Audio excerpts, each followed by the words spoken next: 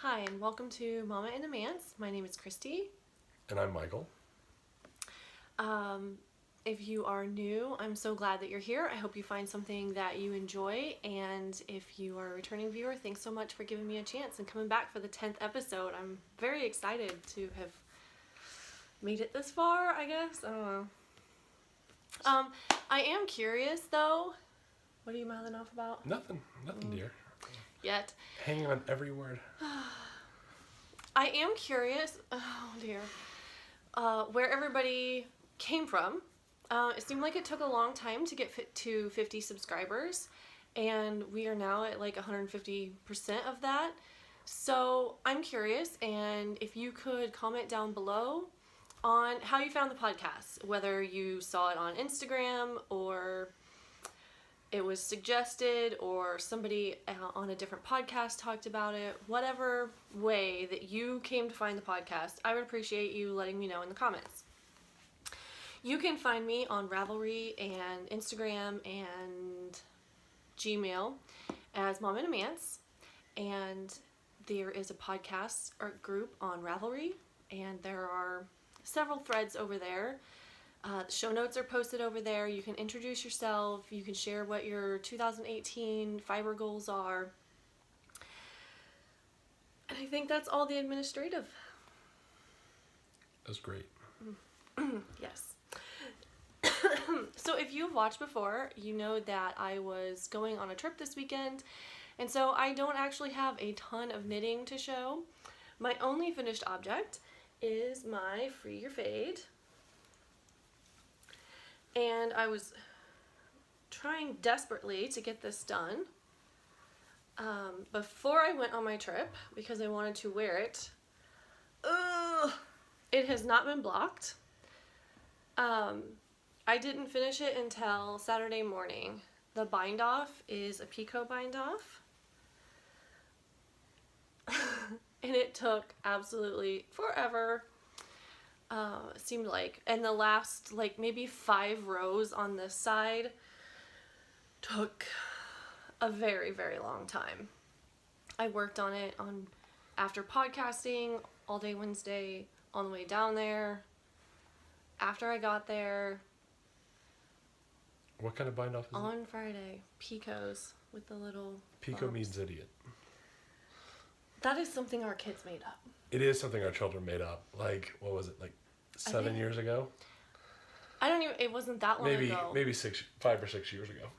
Yeah. Emma started calling our son Isaiah a picot. Yeah. And said that God told her that it meant idiot. Yeah. But it's not an idiot bind off. It's just a bind off with points. So in our house, pico means idiot. Yeah. In Spanish, I think it means small. Okay. The Native Americans used to call corn maize. Would you stop? Okay, so this is made out of Ba La Jolla, and they are September and August 17 colorways and obsidian. And I got all of these yarns at Imaginate Yarn Shop in Omaha, and there is a peacock party this weekend that I'm going to go to, and there's a new dyer and project bag maker. I've been suspicious that this particular dyer was going to be going to that shop soon, and I totally know I'm right, but I'm not going to say who it is because they haven't said who it is. So I'm excited, but I'm going, and this is going to be one of the things that I wear to the peacock party, because you're supposed to wear something that you've gotten the yarn from there. So for your fade, this will mark off the second shawl that I love for the year. That was one of my fiber goals, was to make 3 shawls that I really love. And you know, it's a very simplistic pattern. I did do the fade with the lightest color in the middle just because I wanted it in the middle. It obviously, this purplish color would have faded more into the obsidian, but I wanted it this way. But this goes with everything because the purples and the grays are kind of neutrally, and then you have all these speckles in this color that just, it went with everything that I wore it with this weekend. So I'm very happy with that, and that's definitely the second shawl that I love. Almost there on that goal. Good. And it's just March. I know. That was a very loud truck. Hopefully that didn't come on the camera. Okay, so then the other thing that I worked on while I was in Kansas City was my long line cardigan.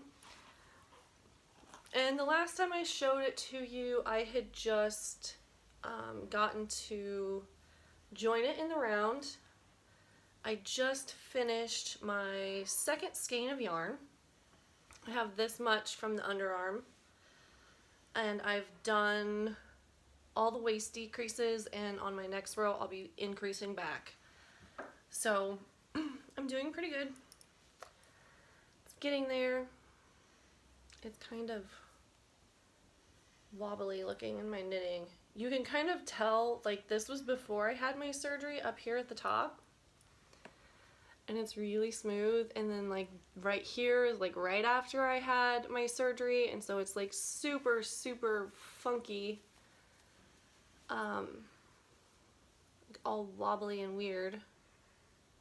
And then down here it's starting to get a little smoother again, so hopefully my tension's gonna come back. I shoved too much yarn into my yarn cabinet, and now the door won't stay shut, so hopefully I don't end up banging it. This is One Twisted Tree yarn by Danny from the Prairie Girls Knit and Spin, and it's the Chaotic Neutral colorway. I am going to love this collar. It is so squishy and soft. Right now, this part seems kind of thin to me, but I kind of wonder if it's gonna plump up when I block it. So that's my whip for that. And then the other whip that I have, I took all my notes and my needles. I had everything ready to go and make another Emma Jo hat, which is the hat that I'm designing. And then I had asked Mike to make sure that all my yarn was like in bags so that the kittens couldn't get into it while we were gone. And the skein of yarn that I needed got packed into that bag instead of like my go away bag. But this is Happy Feet from Plymouth Yarn. Their color is 15. And it is a, where the heck is the thing? A 90% superwash merino, 10% nylon. And I have gotten, this is the child size, so this will be like Lizzie's hat. There's a little bit less ribbing. I have done, I think, 3 repeats on this. It does not seem to show up as much on this. This is more, it has smaller variegation, I feel like. And so I don't think that the pattern shows up as much as it did on the red one. But Lizzie's been bugging me for her hat, so getting it done. Are there any other whips to share? I have a whip. Here, let me whip this up. I have a hat that I'm working on. This will be my second hat, my second knitted object. And it's done in the Batman yarn. I think it's called Undercover Superheroes. Yeah, because Batman is probably trademarked. And it's from Ginger Snap. Yeah, but it's Batman yarn. Yeah. And I'm doing the Pretty Simple Ribberoni pattern. You remembered that? What a good little podcaster you are. I gotta spread it out and hold it up a little. This is how the pattern, or the yarn, is knitting up. So, and it's knits and purls. I'm sure they know that. In case they didn't, now they do. So I learned how to purl. Pretty good at it. I've only screwed up like 4 times. You have like less than an inch. That's what she said. Hopefully you'll have that done before next winter. Yes, Well, I would hope to have it done before I go to Tahoe. My husband abandons me with all 5 of his children so that he can go on vacation at Lake Tahoe. First of all, it's not vacation, it's study leave. It's pastor work, and I don't know that all the children are mine. You stay in a mountain lodge on a lake with pretty mountains around that have snow on them. There is nothing about that that is not. It's a Presbyterian camp. I mean, it's a church camp. It's a church lodge with church people. It's vacation. Anyways, you better bring me back yarn this time. I will bring back. There's a Jimmy Beans in Reno. So, and there's also a there's knitters that go to this group. So they have this thing called Company of New Pastors. So people who are graduating from seminary in a certain year get put into a group by region for their first year, and then it goes for 10 years, right? 5. It's only 5? Yeah. Oh, wow. And so the way that it worked out geographically that year, Mike is in the Western group, even though we live in Nebraska, and pretty much everybody else is in like Oregon and California? Yeah, there's a guy from Texas. Okay, so there's a And Texas, some a Nebraska. ladies from like New Mexico. Yeah, so very, very far west. But they meet in Tahoe, and it's supposed to help prevent burnout. It does. It's nice. They need to have a pastor's spouse retreat there that helps prevent burnout. Okay, so as far as yarn porn, I had wanted some yarn from Chili Knits for quite some time. It's very gorgeous neon-y colors, and I don't have a problem paying for shipping, but I sometimes am wary buying yarn online that I've never seen in person or touched because, I don't know. And truthfully, sometimes when stuff is like coming from South America, then I wonder if it's going to get here. Kind of like when you order something from Amazon that's from China and you wonder, is it really going to show up? Yeah. And so I was worried, about all the mail systems between here and there. But the female systems would work better.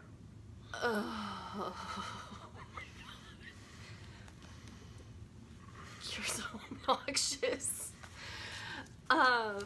So she was having a free shipping, and so I made sure that I ordered enough to make it worth it for her.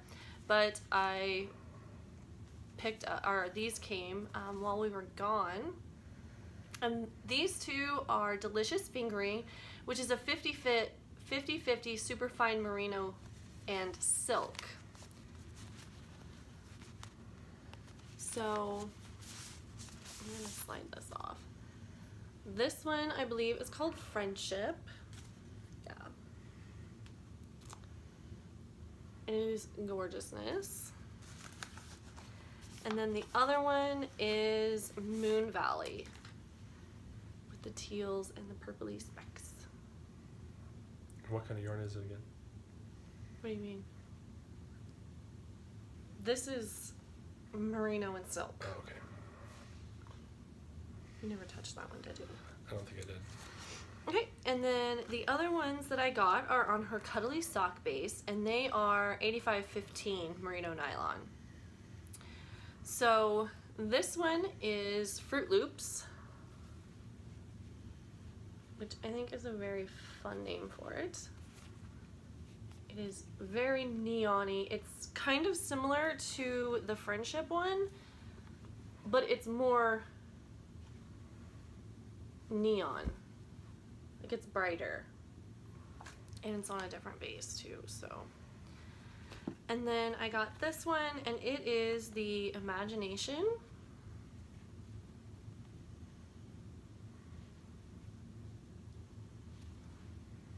I love that one. And then I got a bubble gum for heels, toes, and cuffs. And because it is so incredibly pink, and I'm pretty sure it's like blowing out, it looks really super bright. Cover up your face. Ah, did it a little bit. And again, this is from Chili Knits. She's in Chile. Chile. I don't know how you say it. The capital of Chile is Santiago. Oh my gosh. I learned that in Spanish class Okay. in high school. Okay. There was a whole song. Okay. Would you like me to sing it? No, I would not. Please don't. Ever. She also has a podcast, and if you are someone who speaks Spanish rather than English as your first language, her podcast she does in both Spanish and English, so you could watch the Spanish version. I personally don't know of many other ones that are like that, so I thought that that would be fun to mention, but We should do ours in another language too. we don't know any other languages. We do. We don't. No, we could do it in different accents. No, you already did that, and somebody was like, I'm from the place where he's making the accent from. And they said it was perfect. They're like, oh man, it's like a native speaker. They were probably Like, man, did you live next door to me? they were probably very offended, and they were I'm just sure being it's fine. nice because it was internet. And Yeah, she yeah, al- because everybody's nice on the internet. Isn't that the way it goes? Yeah. She also sent some pineapple soak, so I wish I could smell it through here. I'm looking forward to using the pineapple. I've only used eucalyptus. I have not used soak, so I'm kind of looking forward to that. And then when I was on my trip down to the Kansas City area, we went to 3 different yarn shops. One in Lawrence, Kansas, and 2 in Overland Park, Kansas. So I was just going to talk a little bit about those. I find it interesting to visit yarn shops in different areas. That's kind of what I've chosen to get for souvenirs, is yarn from these different places. I usually try to see if there's something local, a local dyer that the store is carrying, and get that, because I think that's even more special. But there's lots of times that you'll find something that you haven't seen anywhere else. And so that's kind of what I went into looking for. The first one was the Yarn Barn in Lawrence, Kansas. Lawrence, Kansas was an eye-opening experience. It was the exact opposite of what I've always thought of Kansas. Yeah, but like... Just Kansas. If you're from Kansas, I'm sorry. No, I mean, I'm just really sorry. Stop it. We're from We live- Nebraska. It's yeah. not any better, so we're not actually like saying it's super bad. It's just, we like pretty scenery, and there's none here, but there's definitely none in Kansas either. But Lawrence was like all the places we went downtown were very more like hipstery. There was lots of gluten-free food for me there, so that was good. They had a lot of spinning wheels and fiber. I did not spend a lot of time looking at that because I try to avoid looking at anything that has to do with spinning or dyeing, actually, because I'm very interested in both those things, and I don't want to start doing them because then I won't knit as much. Why are you making that funny face? It's just my normal face. So I think if I had been a spinner, I probably would have been like more excited about that part. I looked at it a little bit. Oh my gosh. Spinning. Fresh. But they did have Brooklyn tweed there, and I had never seen Brooklyn tweed before, so I was kind of excited when I saw that on their like website listing the stuff that they carry. But it did not feel nice. Like, I was kind of surprised because it's one of those things that a lot of people are like, oh, I got Brooklyn tweed for my sweater, and it's, one of those things that everybody wants or aspires to or something. I don't know. But it was really, really scratchy. And it didn't feel good. Like, I didn't like it. So I did not buy any of it. What I ended up getting from there was a crazy Zobber ball. And it's a purple one. Go figure. I don't know. Fliederduft. I don't know what that is in English. So that's what I got at the Yarn Barn. And then the next day we were going around Overland Park before we went to like the malls and shopping and doing all that. We went to the studio, and it is knitting and needlepoint. So like half the shop was needlepoint stuff, the other half was like yarn and things like that. They did have a very interesting like roving, but the roving was for knitting instead of spinning. So they like had an example of a shawl that they just knit straight out of the roll of roving, and that was pretty interesting. But I don't really like little shawls, and it was a little one, so I didn't get one of those. But from that store, I did get a couple of things. Sorry, I'm like all up in your face. But I got an alpaca bag. I've been wanting one of these for a long time. It has an alpaca butt on the back. And that's what my sweater has been living in. And I also got an I Love Handles wrist roller. It's so weird that it shows up backwards. I got this dark brownish color. I really like it. It looks super cute. It looks kind of weird with my sleeves, but it matches my Birkenstocks. That kind of darker brown. I don't wear a lot of brown, but I thought that was cute. And then the last one that we went to was Yarn Shop and More, and they had a ton of plant-based fibers. I felt like at least half of their yarn was cotton or bamboo. It was much less wool than any of the other stores I've ever been in. They also organized all of their yarns by color. So it started at like pink and went all the way around to white. And each section was the color. I wasn't able to notice an organization system after the color, like worsted, DK, sport, progression. Like I didn't see that. And when I'm shopping for a souvenir skein that I'm not planning on becoming anything in particular, I want a sock yarn. They had some Angzula luxury fiber there, and I had never seen that as well, so I felt that. But the only things that they had, I think they might have had worsted, but they also like had lace weight, and I didn't want to buy lace weight without a project in mind. They had almost no fingering weight at all. I could barely find any. The thing that I did find was this Manse Uruguay. It's the Alegria, which I didn't realize. I've heard of the name before, but did not realize it was actually a sock yarn. So it's 75/25. And this is the Manglar collar. And so that's what I got there.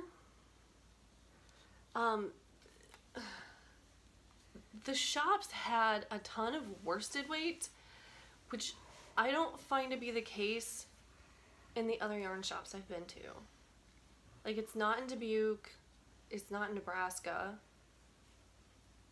I don't know. It was different. You could tell that there was a different, maybe, different type of knitters in different areas because of what they had. You know, they had some lace weight, but then pretty much everything else was worsted or bigger at the last shop. And truthfully, I didn't find a lot of fingering weight at any of the stores. Or the Yarn Barn had quite a bit of fingering weight, but a lot of it was just 100% wool and didn't have the sock stuff, which that's what I was gonna buy if I was just gonna buy one. But the Yarn Barn did have one local dyer that had skeins that were like 1,000 yards of fingering weight. And they were really pretty, but I didn't want to buy 2,000 yards. Be a lot of yarn. Without like knowing what I was going to do with it. So, yep, those are my purchases for the weekend. And as far as life in the Manse, we just got back a couple days ago from our little trip. My friend had to leave early because she had to get back to St. Louis to catch a flight on Sunday. And so I hung out at the hotel for a little while by myself, and then I got my first Uber. I am not a toothless hillbilly, but... She has teeth. Shut up. I am barefoot. And been pregnant a lot. But Kansas City is a big city to me, and doing the whole Uber thing, I was like terrified. I was just sure I was gonna get murdered. I made sure that I did not say anything about like my husband's like 3 hours away. I have a whole bunch of cash on me. Yeah, like I was very nervous. Please don't hurt me. I have a whole bunch of cash. My husband's really far away. But I was actually not going very far, but I didn't want to carry my big like overnight bag because it was stuffed full and it was really heavy and it was cold and spitting rain. So I got an Uber. It was my first Uber. I felt like such an accomplished person, and I went over to the outlet malls and got a pedicure and a manicure, and then went to Panera and ate some lunch, and then sat and knitted until you showed up to pick me up.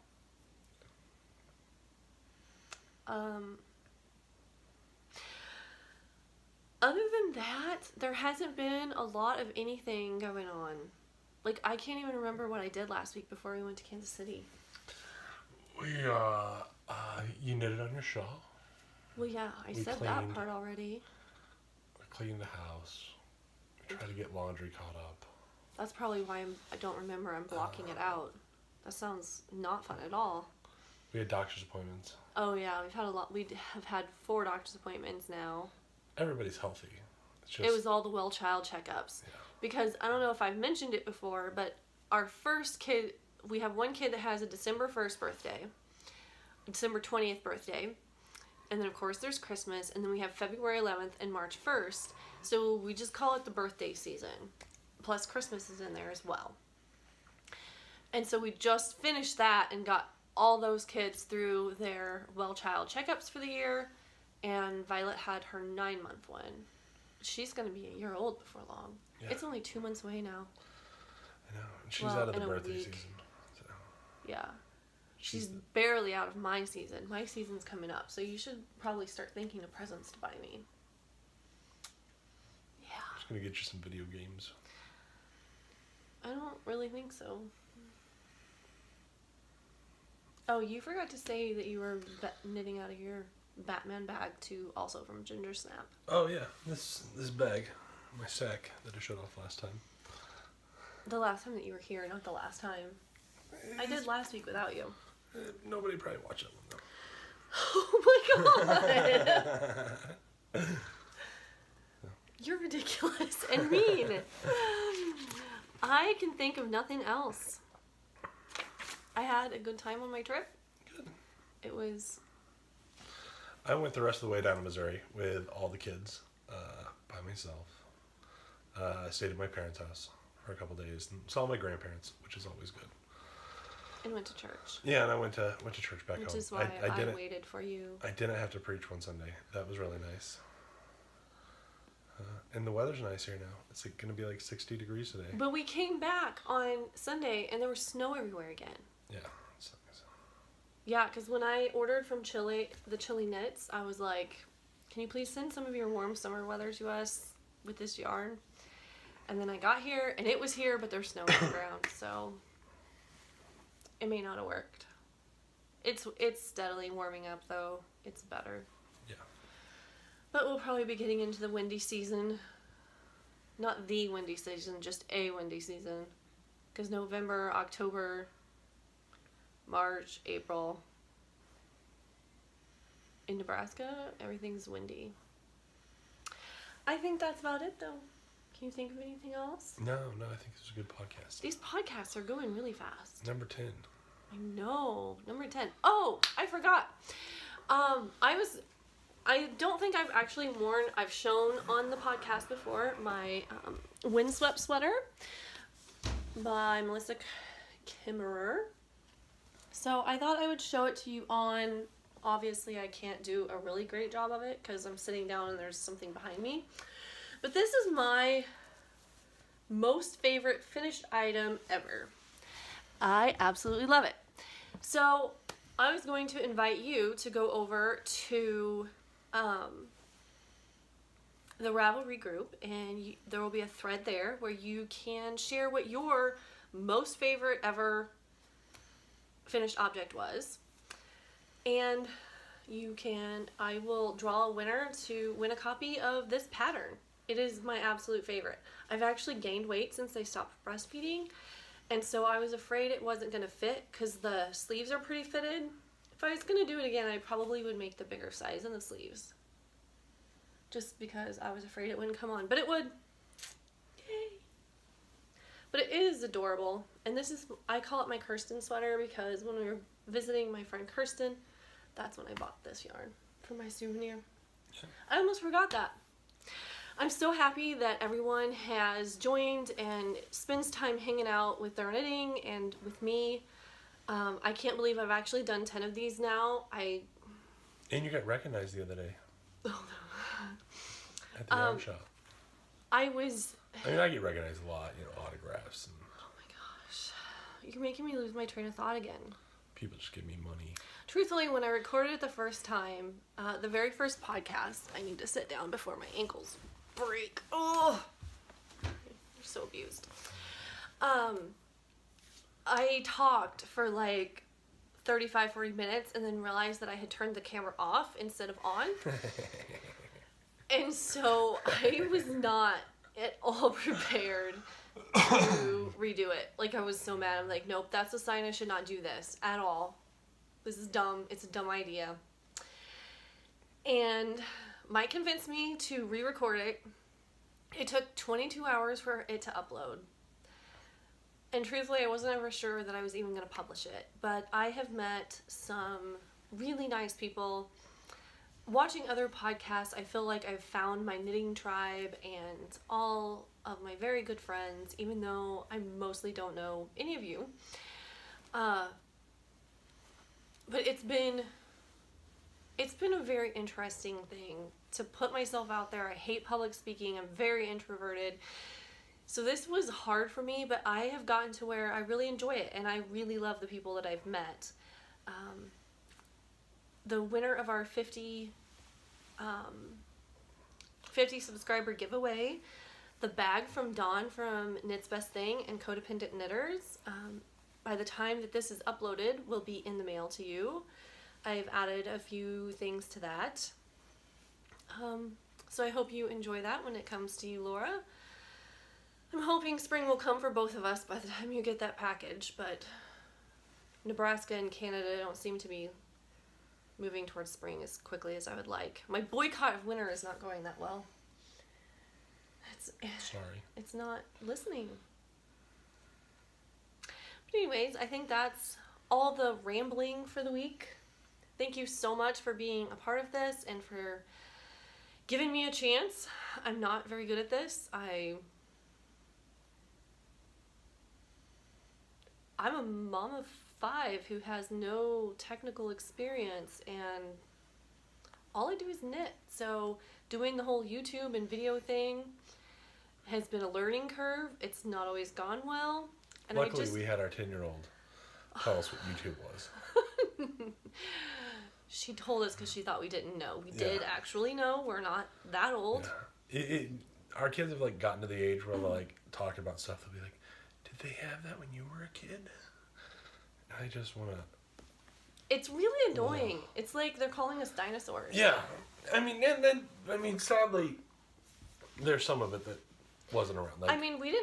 YouTube wasn't around when we were kids, but she acted like we didn't even know what it was. We didn't know what the internet was when we were kids, though. I remember our first computer getting on with AOL and...